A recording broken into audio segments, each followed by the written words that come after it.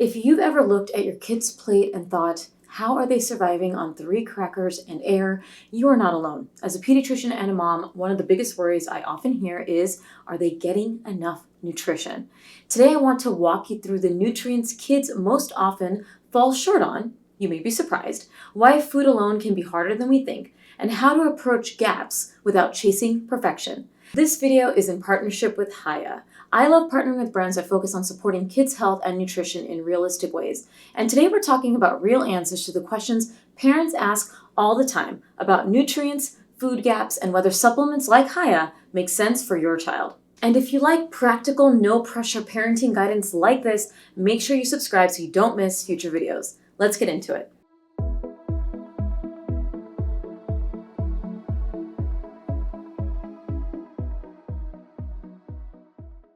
Before we talk about specific nutrients, I want to zoom out. No child eats perfectly, not yours, not mine, not anyone's. Nutrition is not about hitting exact numbers every single day. It's about patterns over time, exposure to foods, variety, and repeated opportunities to eat. That is why in this video, I'm not going to focus on daily gram counts or exact vitamin targets. Instead, I'm going to help you understand how to look at your child's eating patterns and symptoms so you can recognize when supplementation might actually be needed. Food is always the foundation, but we also have to acknowledge modern life and also the unique child experience. Busy schedules, processed convenience foods, picky eating phases, sensory preferences, appetite swings, and honestly, parental exhaustion. All of that affects what actually makes it into a kid's body. And this is exactly why brands like Hiya exist. Supplements should never replace meals, nor will they boost an appetite, but they can support families and kids if needed. Before we get into specific nutrients, I want to clarify something about picky eating.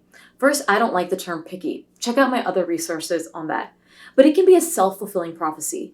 Instead, I like terms like learning eater, selective season, cautious eater, slow to warm eater, food explorer in progress. Because for most kids, this phase is about learning, exposure, and comfort with new foods, not refusal forever. And to be honest, even selective eaters are usually getting adequate nutrition. True severe nutrient deficiencies from picky eating alone are uncommon in children who are growing and developing normally. There is rarely a single blood test that we can run just because a child might be missing a nutrient. We look at the full picture first: growth, how are they acting, symptoms, and diet patterns over time. That said, some nutrients can be evaluated with lab testing when there is a concern. Common nutrients we can check for with blood tests: vitamin D, that's the 25-hydroxy vitamin D blood test; iron, usually a combination of labs like CBC, ferritin, and iron studies; vitamin B12, we check a serum B12 level; calcium, that's usually a serum calcium, although true deficiency is uncommon in otherwise healthy kids. Nutrients we usually cannot measure directly with routine blood tests: fiber intake. There's no blood test for that. Omega-3 intake. Specialty tests exist but are rarely used in pediatrics. Healthy fats intake, assessed through diet and not labs. This is why pediatricians do not routinely order labs for picky eating alone. Testing is guided by symptoms, growth concerns, restricted diets, or medical risk factors. Because most of the time, nutrition is assessed through patterns, not lab numbers.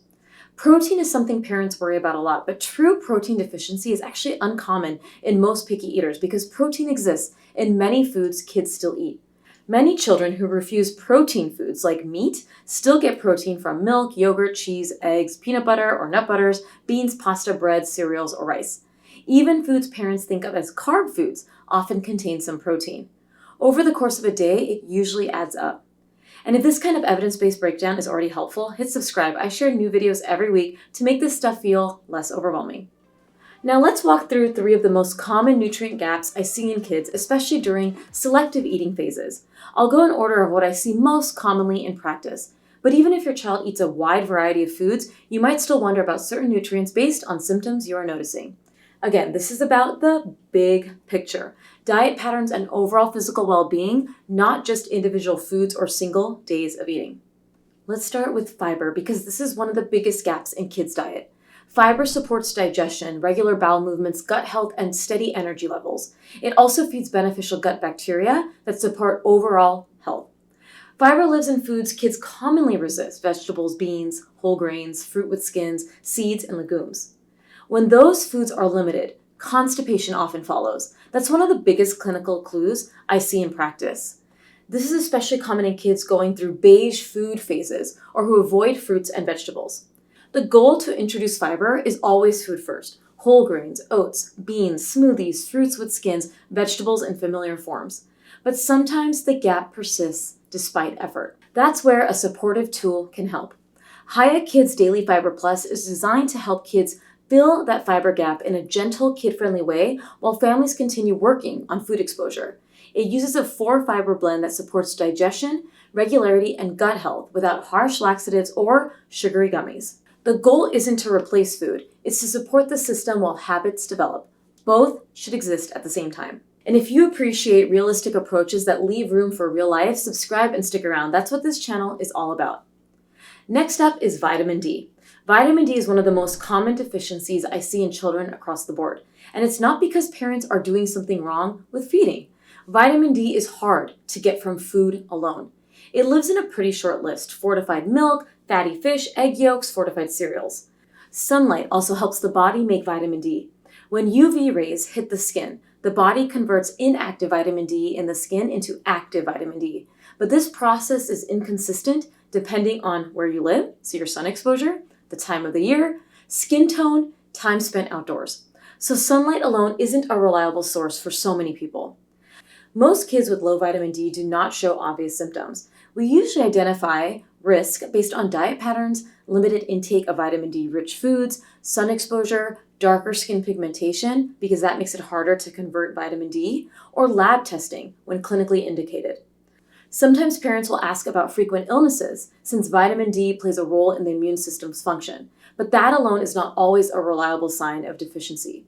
Because symptoms are often subtle or absent, decisions about testing or supplementation are usually based on risk factors and overall diet patterns. Talk with your child's doctor before starting supplementation so you can choose the right dose for your child. This is one of the few nutrients pediatricians often recommend supplementing. Hiya's daily multivitamin includes 25 micrograms of vitamin D, about 1,000 IUs, which is roughly 167% of the daily value for children aged 2 to 3 and 125% of the daily value for children 4+. That may sound high, but daily values include safety buffers, and this amount is well within safe pediatric supplementation ranges. Again, not chasing numbers, not obsessing, just supporting a known gap. Another nutrient worth mentioning is iron. Iron supports brain development, oxygen transport, and energy. Toddlers and young kids are at higher risk for iron gaps, especially if they drink large amounts of milk, eat limited meats, and are selective eaters. Food sources include red meat, chicken, beans, lentils, spinach, fortified grains, and other leafy vegetables. Iron deficiency can show up as fatigue, pale skin, or developmental concerns in more severe cases, but mild gaps often go unnoticed. That is why we commonly screen for iron deficiency around 1 year of age, and sometimes again in later toddlerhood.